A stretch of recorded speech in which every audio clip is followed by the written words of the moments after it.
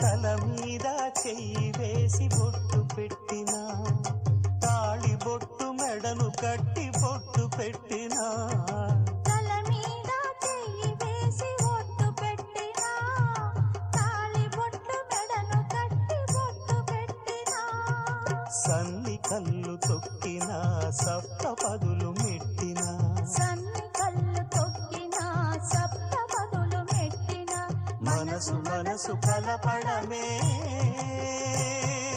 మంత్రం పరమార్థం.